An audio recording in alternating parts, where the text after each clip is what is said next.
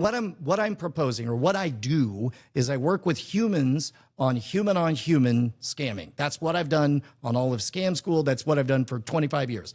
That deceptive role play, it's the difference between, if you've ever played a first-person shooter, the game is very different. If you ever play Overwatch against a bunch of bots, imagine that the best out there is a bot experience. And then for the first time you log in and you're playing player versus player.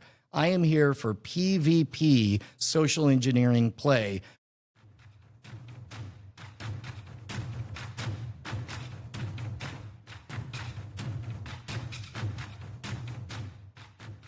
We aren't here to waste your time with buzzwords. In IT and cybersecurity, what you know and what you can do makes all the difference.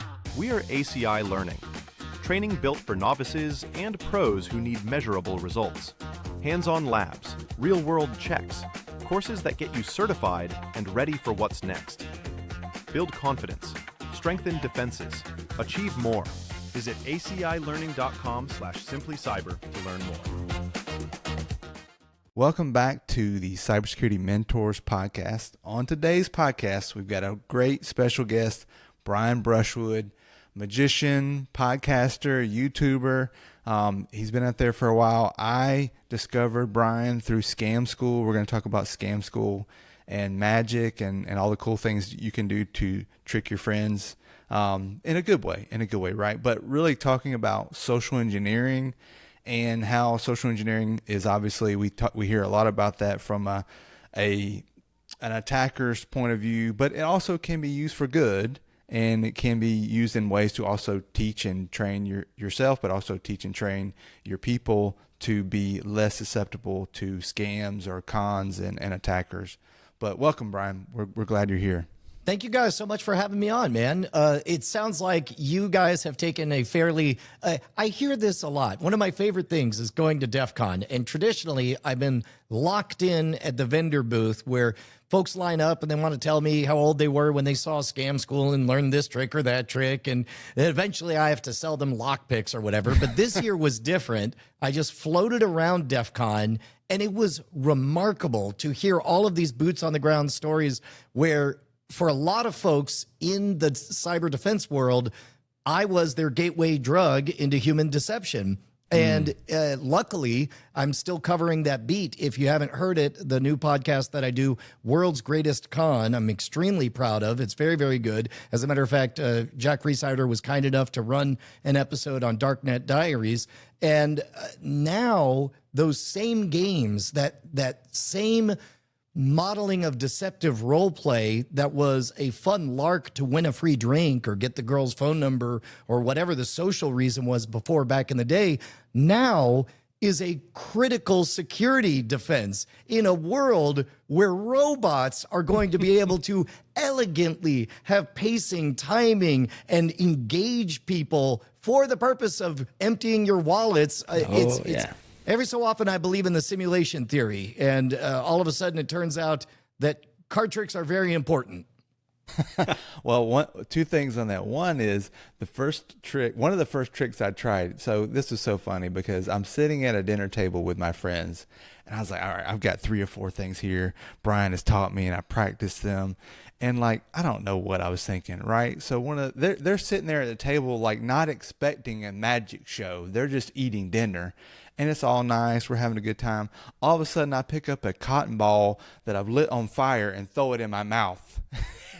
That's fantastic. They're like, what just happened? And I'm like, what am I doing? You know, but I kept going with it. I don't know. There's probably a night they won't soon forget. Well, and I think that what you just described is far and away my favorite aspect of doing Scam School, because the TV show Hacking the System on Nat Geo, I'm proud of it, but nobody comes up to me and says, thanks to your show, I don't know, paid off my mortgage 5 years earlier, or whatever the advice was we gave on the show. But Scam School was something different because I never wanted anything to be too heavy a lift. I really wanted people to actually do this stuff at home. So the stories that came back to me were always of people crossing that divide, that threshold of, instead of just academically upstairs system 2, as they call it, learning, and instead actually doing it, modeling that deceptive behavior and crossing the threshold into being a performer. Yeah. We talked about this before we hit record, but the way I came across Scam School was I was interested in social engineering. The social engineering framework had come out, and Chris Hadnaghi and those folks had talked about this. And I was like, oh, how do you get good at social engineering? Like, I get it, but how do you actually practice it so that I could learn it and learn it in a positive way, not to scam people necessarily. But like, how do you get better at it? And then somebody said, well, magic is a way that you do social engineering and basically trick people, but in a nice way. And I was like, oh, wow, okay, let me Google social engineering and magic. And lo and behold, Scam School came up. Yeah, there was a remarkable moment that I experienced just 4 weeks ago. There is, in Vegas, you got 2 gigantic conferences. You got Magic Live, which is the biggest, most important United States magic conference, and you got DEF CON, the world's biggest security conference. And there was, I went to both just to watch and listen, because I've been dialed in on this AI powered scams and frauds for a minute. There's a Deloitte analysis that suggests that, first of all, we're at the highest reported amount of scams powered by AI and deepfakes, $16 billion they reported this year, and they're expecting up to, by the end of 2 years from now, 2027, $40 billion of reported losses. And as we all know, reported losses are a mere fraction of the real story. And there's incredible incentives to not share the methods of deception among the deceived. And so being there at Magic Live, picture you got the bar down in the Orleans Hotel, and you got a bunch of magicians kind of loosely hanging around. And then one of those magicians utters the most important phrase. Oh, is it catnip? Magicians are all junkies who want to be fooled. And every so often, one magician will give the other the highest compliment ever and say the words, "You fooled me." And magicians give this phrase without any shame whatsoever. It is a compliment. And the moment that happens, the mesh networks of humans, all the humans immediately synchronize up and say, what do you mean? What was it? Oh, you got to see this. Oh, does it use a thread? Does it use a marked deck of cards? Does it use this? Does it use that? And the entire mesh network automatically updates itself because the communication is so powerful, because culturally there's no stigma to having gotten got. Now compare that to what I saw when I went to DEF CON, and I did a lot of listening. First of all, everybody, it's my favorite game, is everybody for some reason loves to tell me, number one, how old they were when they saw Scam School. Number two, what their first effect was. And in fact, John, you did the exact same thing, which I really enjoyed. But then once we got past that part, I asked folks, what are you seeing when it comes to this AI-powered wave of the Scampocalypse, as I call it? And number one, everyone acknowledges it's very real and it's very much coming. And then when it comes to the solutions, though, people always talked about the tech stack. And the story that I heard, and you guys could correct me on this, is that it sounds like pathogens and antigens are roughly in an arms race. They've got AIs that are making it harder. We've got AIs to see their AIs, and so on and so on and so on. But when it comes to the human stack, the wetware side of things, it seems like that just isn't within the domain of most of the CISOs that I've been talking to. To them, it seems to be a technological problem with a technological solution. But as somebody who's swum in the waters of deception for 25 years now, it doesn't seem right at all. You described magic as a safe playground to engage in sort of the dojo of social engineering. And when you think about social engineering and security awareness training, so right now our solution across the board is what Daniel Kahneman in his book Thinking Fast and Slow calls System 2 training. What I picked up on is all of the training is, number one, top down, meaning nobody wants to do it. they're forced to do it. And there's a certain set of heuristics that we turn on when we're forced to do something. It's like defensive driving. Right. And the method is all system 2 training, which means academic, upstairs. You burn some calories to keep it in your mind just long enough before you could go out and play again. So the method seems to be watch a video, take a quiz. And then at some indeterminate point in the future, somebody pokes at you and there's a secret test that gets taken when you're not ready for it. And then you get got. And then the solution is watch a video and take a quiz. And I am certain that this checks all kinds of boxes on your IEEE certification, but I'm equally certain that it does nothing to actually protect any of the humans or make them able to engage in that all-important System 1 response. Gavin DeBecker wrote a book. Gavin DeBecker does the highest end physical security out there. He wrote a book called The Gift of Fear. And the whole book boils down to listen to your gut. He says, for all of your smart thinking gears and cogs, Vulcan minds, it's System 1 that caused humans to conquer the planet because we ain't got fangs or claws or scales. We have one thing, the world's most finely honed sense of intuition for when something's off. And so what he does is he number one, has people listen to their System 1, but also you've got to do the reps. Think about, think about if the question was physical security. Would we handle this anything like we do for cybersecurity? Right now, our model appears to be, we got a bunch of sheep in a pen, and all of the tech folks, all of the CISOs have built a really secure fence around our sheep. And now the problem is we've got these AI-powered wolves hidden at the sides of it. So what do the tech folks do? They build the fence taller, and they say, but the sheep, they don't understand how bad the problem is. Aha, says the CISO. I've got this sharp stick, and there's these slats. I'm going to poke the sheep through this fence, and now they're good and scared. They really understand how scary wolves are. None of that is what is needed. What is needed is to have a safe place where the sheep are told, you're going to take turns putting on this wolf mask, and we're going to play a game, and we're going to practice tricking each other. And now here's the way it's going to start. Did you guys ever play this game? Do you guys know this one?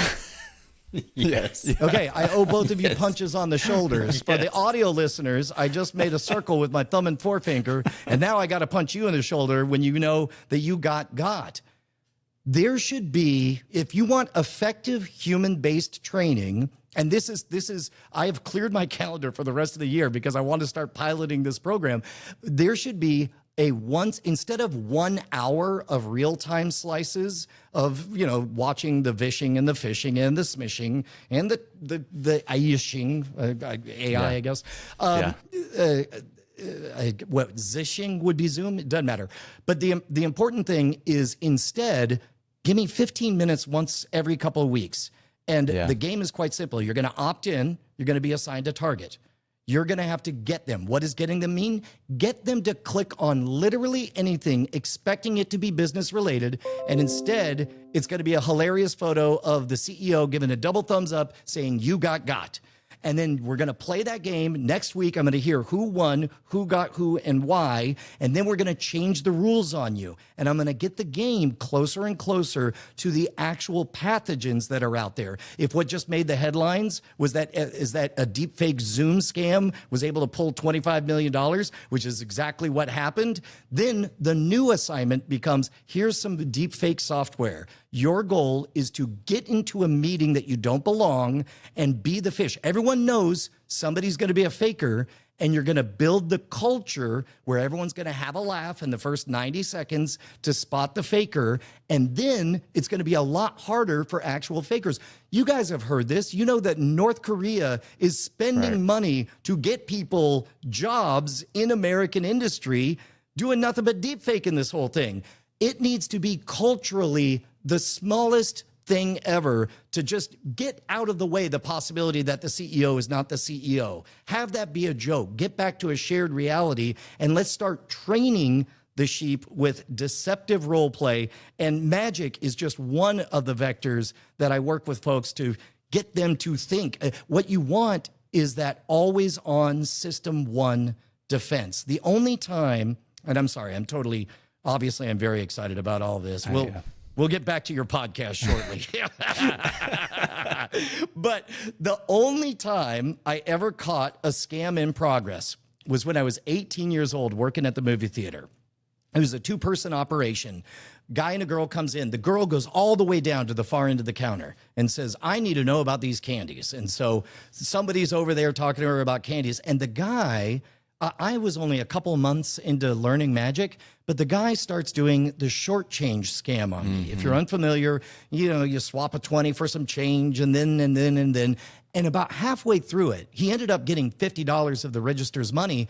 But I had this tickle from my gut that said, this is a magic trick. And I didn't know why.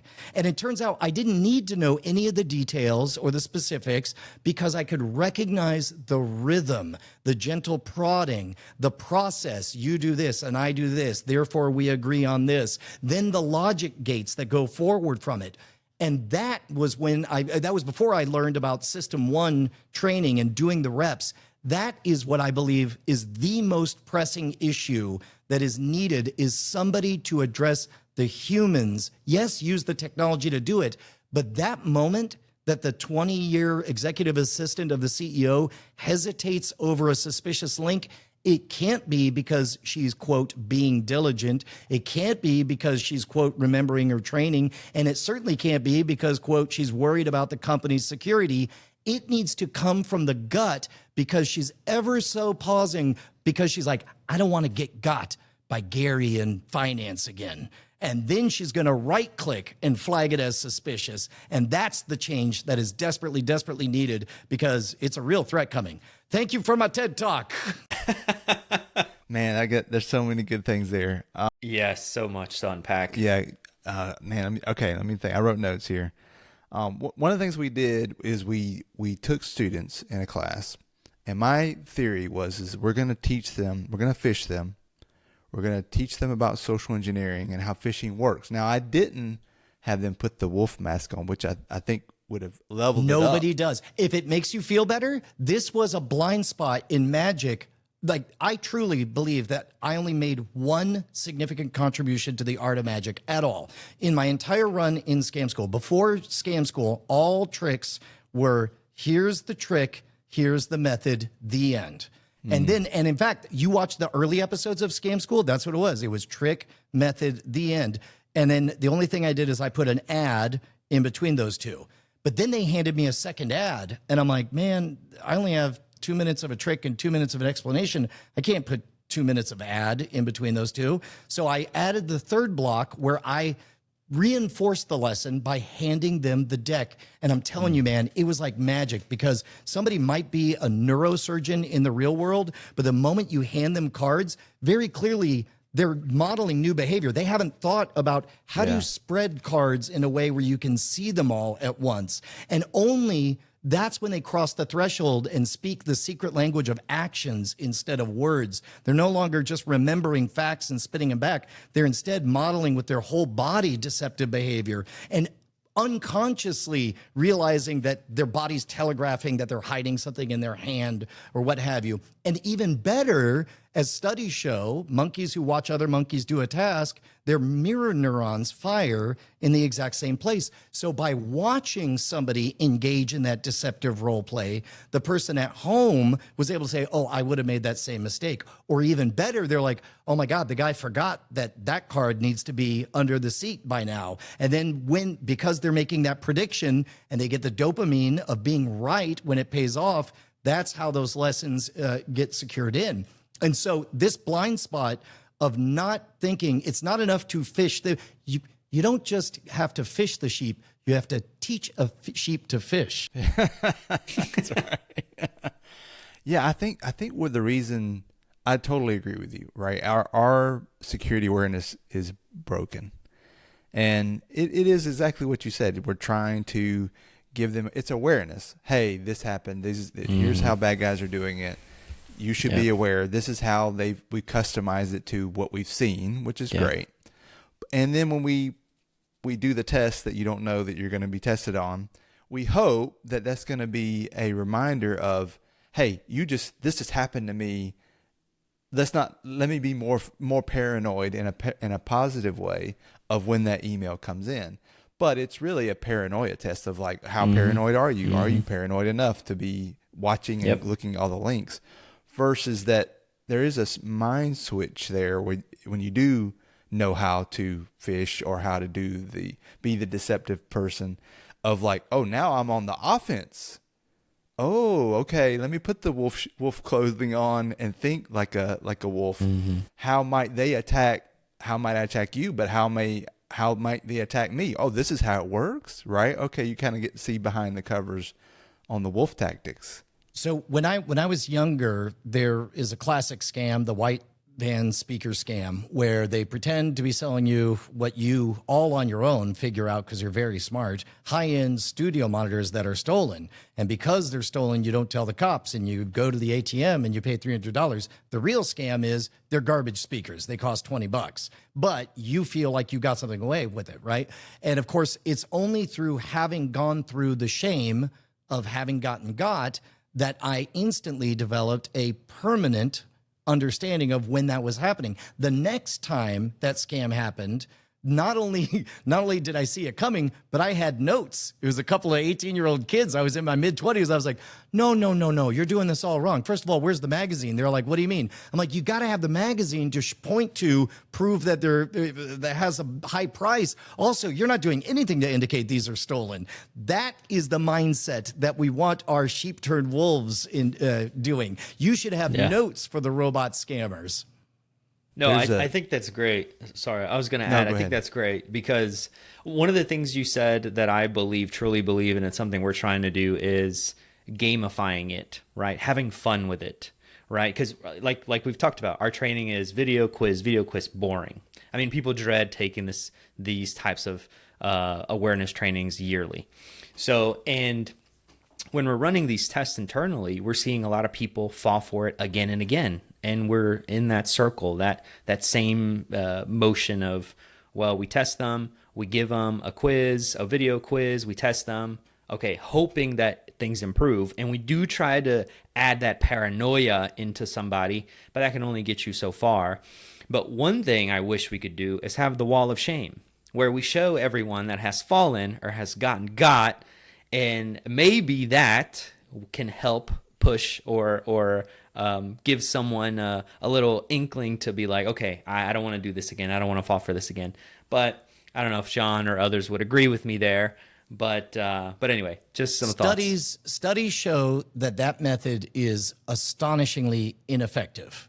And in fact, just having gotten got is all the penalty you need. Anything on top of that is only a paralyzing effect. Now, meanwhile, what is absent from the current method is there's no fame. There's no joy. There's no dunking. There's no aspirational. There's no, I can't wait to tell everyone that I'm the one who blocked this attack. And so that is what needs to be done. And in order to do that, again, you have to engage with deceptive role play. Now, the testing that you guys do is 100% critical because it is the only way to get an accurate map of how good the organism of your organization is in terms of defense. And when you see those weak spots, a thing that I hear from a lot of companies is that it tends to be a lot of recidivism, a lot of repeat offenders at the same level. And I suggest that doing more of the same thing is probably going to yield more of the same results. So if you're, whatever your method out there, go ahead, keep your video quiz system 2 stuff, or also annoying, forgive me, I'm going to go on a little rant here. You guys have seen Napoleon Dynamite, right?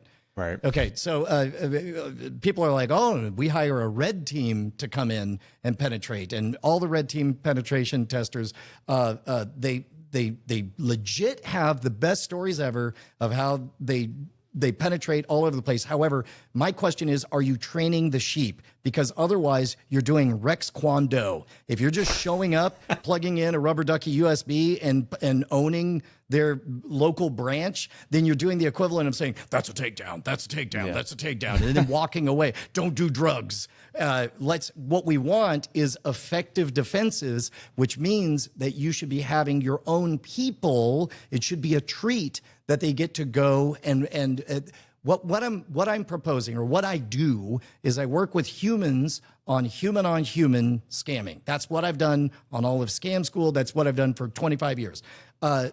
That deceptive role play, it's the difference between, if you've ever played a first-person shooter, the game is very different. If you ever play Overwatch against a bunch of bots, imagine that the best out there is a bot experience. And then for the first time you log in and you're playing player versus player. I am here for PvP social engineering play, which, as best I could tell, nobody is doing correctly. So this is the beginning of a very long journey for me. And I am certain that already I've said many things that are incorrect and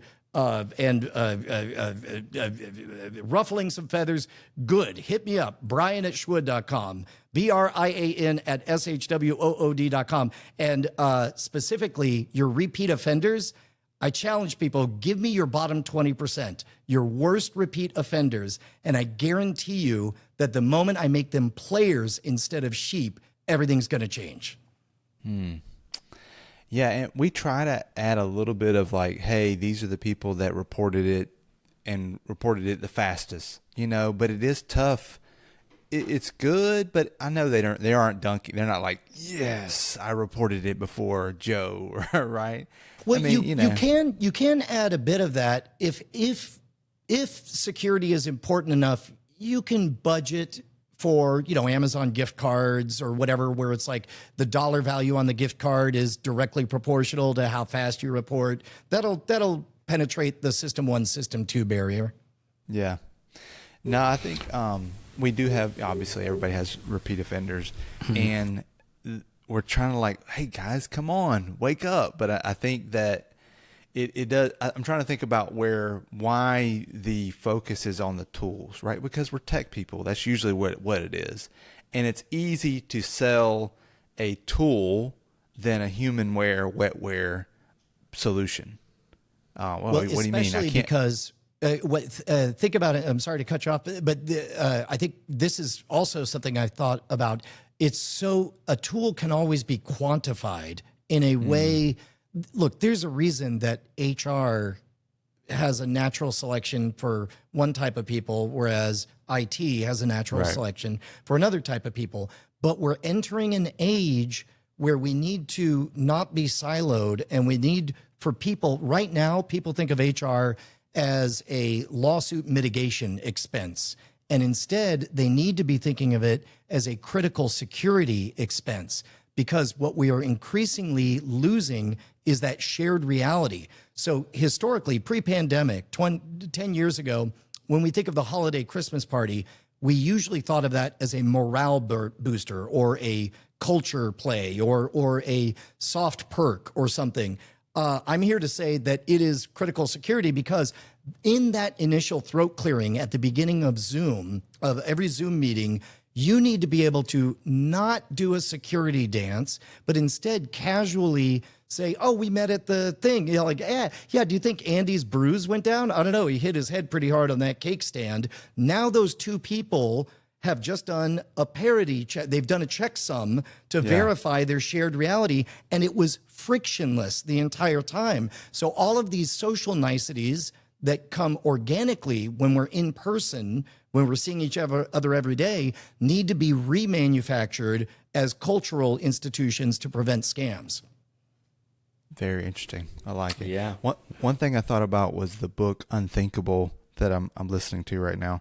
And it talks about like how all these disasters that have happened, 9/11 and others, and they research what people do. How do they respond? Is it like the movies? No, it's not typically like everybody's running around screaming. They're usually way too calm and don't get out of the building when they're supposed to, or get out of the fire or whatever. But they talk a little bit about the training, and I'm only about halfway through, but the training that people give to what you should do in an emergency is really dumbed down because they don't trust the people. They don't believe they can handle that information of what you should do. They say, trust us. We're the flight attendant. We will tell you what to do, versus, hey, you should know, like, what if the flight attendant's not available? Whatever, you should know what to do in case of emergency. And I thought about that from this awareness mindset of, like, we are the trusted ones. Don't worry. We don't really tell you what's behind the curtain because we'll take care of it, versus like, hey, no, here's how it works, and here's what we do, and here's how bad guys attack you. And and your level of, hey, try it out. Go try this out. Right. Well, and you mentioned 9/11, and that's a really good example of, for very good reasons, that is a sheep inside a fence scenario, and the sheep were actively told never be anything other than sheep. They don't want any wolves, because back in the 60s and 70s there would be, hijackings were very common and a problem, and they had largely solved it systemically. However, everybody had gotten so sheep-like that one structural brittle architecture was able to be taken advantage of. Now, of course, the moment it happened once, it could never happen again. In fact, just by the fourth plane, the sheep were able to say, "Oh, we should be like wolves right now," and they did. That's what's needed in cybersecurity. Is let's start practicing today. And yes, eventually, all of my friends in IT and tech, I believe you that eventually there will be AI mentors for these games. But if you're looking for today training, then get a human and start considering ways to engage in deceptive role play. I mentioned the circle game dynamic is just one, but also like learning any magic trick, because when you learn a magic trick, that is a safe space to engage in the exact same behaviors that'll be deadly in the world of scams and cons. When you think of an image of two tiger cubs rough and tumble playing, it's an adorable animated GIF. But of course, those are exactly the moves that they'll use to slice the belly open of an antelope down the way, or to defend their own tiger cubs. And so in the world of magic, you learn, for example, dual realities. There are magic tricks where they rely on two different spectators having two different understandings of the same objective phenomenon. And you can see that already. Here's a social engineering hack you could do. If you're in a customer service loop with someone on email, and maybe you're on the third or fourth ping pong back and forth and you're not getting what you want, just add bracket all caps in the subject line, bracket all caps, high priority in there. And then what'll happen is the CSR who receives it will think, I don't know why that's there. So they'll escalate it to their manager. The manager has a choice. They can either call IT and say the very awkward thing of, was there an update I didn't know about? Or they could do the very easy low lift thing of prioritizing your email on there. So that's a magic trick that eventually becomes a slight social engineering hack in a fairly white hat kind of way. But the more magic tricks you learn, the more of these core principles you see in everything from, for example, my friend Apollo Robbins is a gifted pickpocket. And if you've seen his TEDx talk, one of the things he talks about is standing face to face up against somebody who says, pick my pocket. And of course, they're too on guard. You can't penetrate that barrier between the two of you. So what he does is he says, yes, absolutely, absolutely. First, one thing, I have a show right after this. Which way is, and all of a sudden his phone is out and he's pointing to a map. And what are you doing? You're standing shoulder to shoulder, and the rules are different in that situation. There's now a third vector to pay attention to, which makes it appropriate to pat someone on the shoulder and lift their wallet. That kind of thinking should be so well known to everybody inside your organization that they smell it coming a mile away when somebody's pulling it on them. It gets you out of that the automated mindset, right? You're just in, and maybe that's the system 1 and system 2 thinking, where that's what most people say. Hey, I just clicked, I was in a hurry, it was on my phone, I didn't really read it, right? I thought it had that sense of urgency.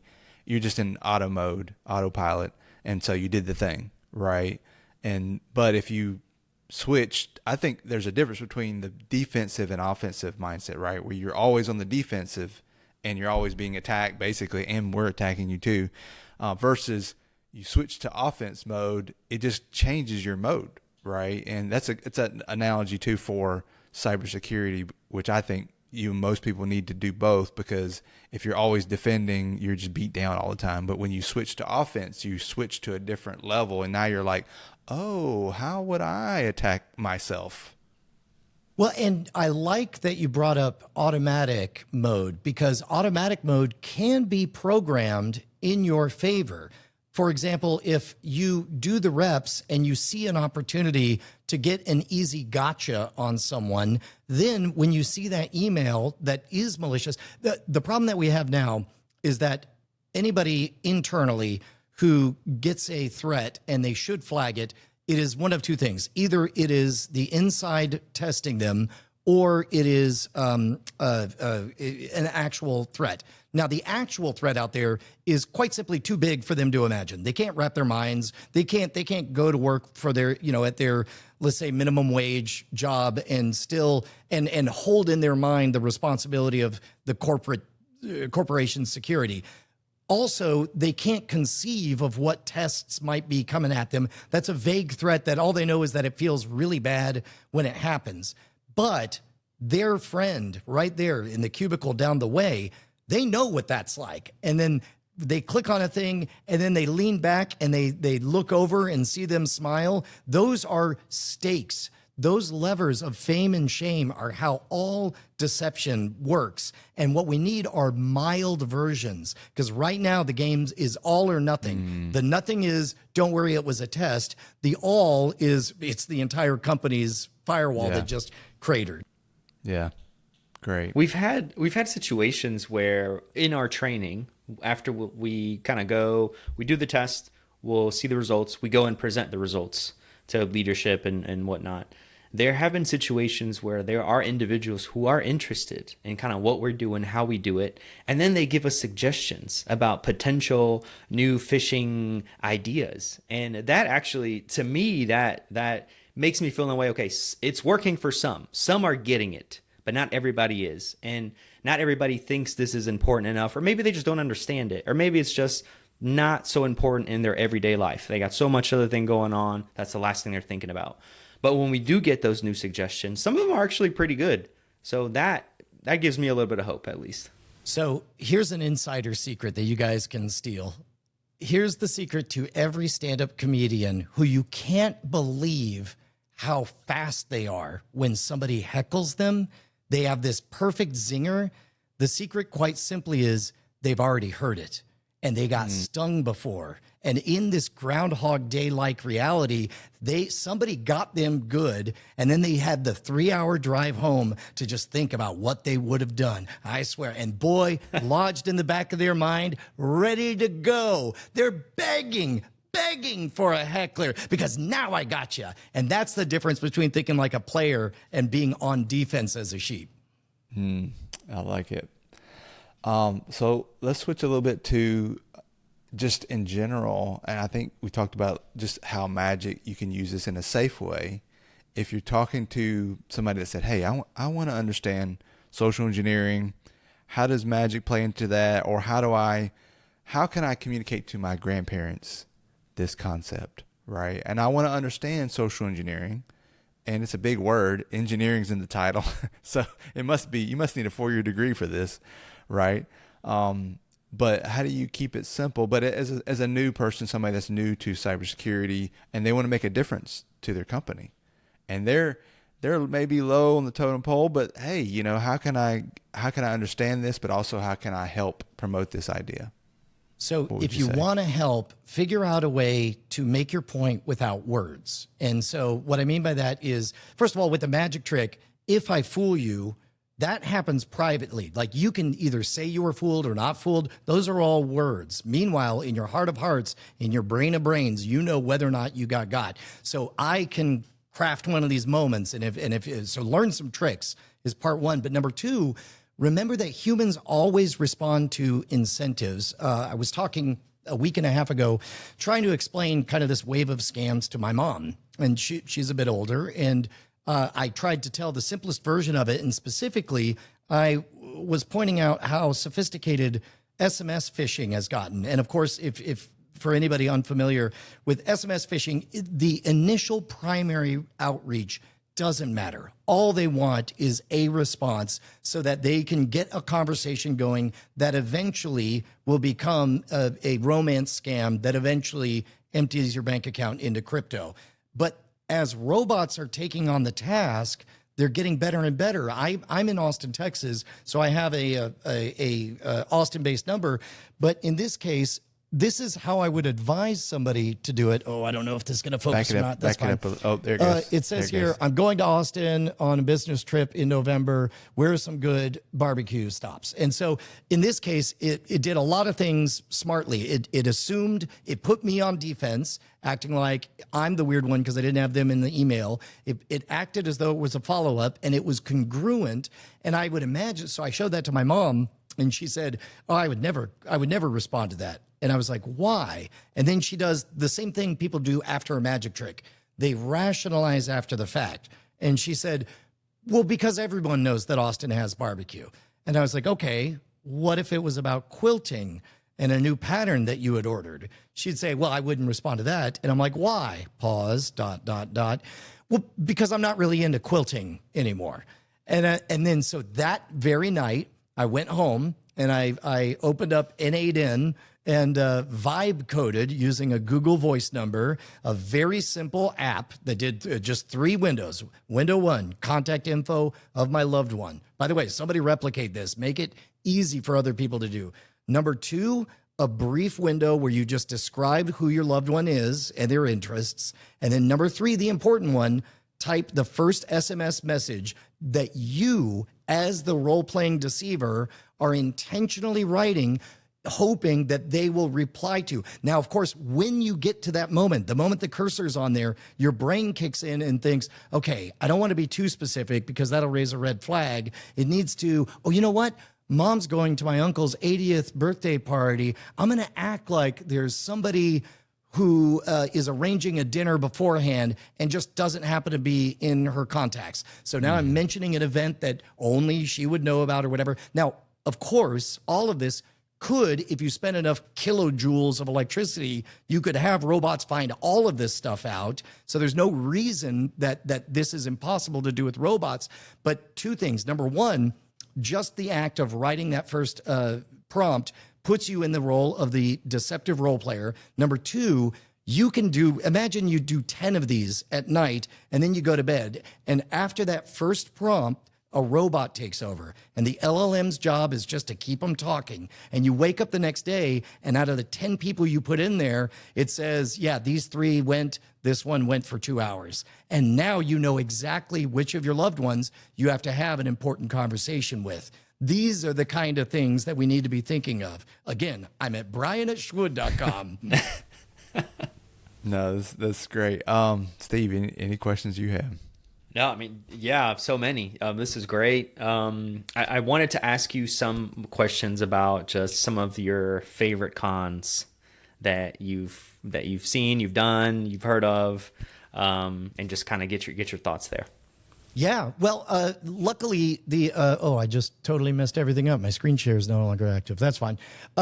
That's what this whole show, World's Greatest Con, is all about. And it's maybe the single thing I'm most proud of in the entire planet. If you go to World's Greatest Con, start with episodes 1, season 1. It's about how the Allies fooled Hitler using a Trojan horse of a dead body, filling his pockets with lies that sketched out enough of a story that no less than Hitler himself was able to project onto reality that caused him to defend the wrong coast and stop World War II. So the stakes are huge. After that, we did a whole season of game show cons where we learned about how you can get all of these upstanding citizens, former military teachers, all to perjure themselves live in a congressional hearing simply because they're bound by the logistics of fame and shame.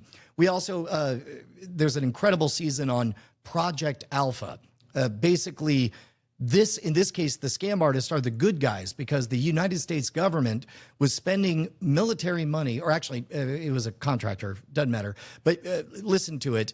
Project Alpha, 2 18-year-old kids pretend to have psychic powers in a laboratory, and every day they have to make up new psychic phenomenon under increasingly difficult conditions, all for the purpose of proving how easy it is for scientists to get fooled. And by the way, this is the motivation for how and why I'm thinking this way about cybersecurity, is everybody is treating cybersecurity and their businesses exactly like the folks at Washington University treated the Mac lab. It never occurred to them that there could be a wolf in their midst. And in this case, there were 2 wolves, and they completely tanked the entire study. And I don't want people to go screwing up corporate. Look, let's all learn magic tricks, is what I'm saying. So let we stay one step ahead.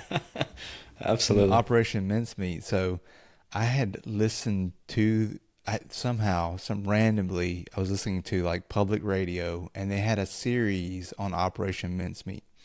And it was one of those things where it was like 8 to 8:30, 7:30 to 8, and I had to listen to it and make sure I caught it. It wasn't like every day. It was like every 3 days a week or something on the radio as they told this whole story. And I was like enraptured.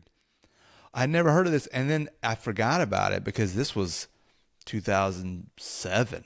Man, right? If you could remember what program that is, I would love to track that down. It might have been on NPR. It was definitely public radio. And I was like, and the narrator was great, right? They did a great job because they kept me totally, the whole premise behind it kept me totally entertained.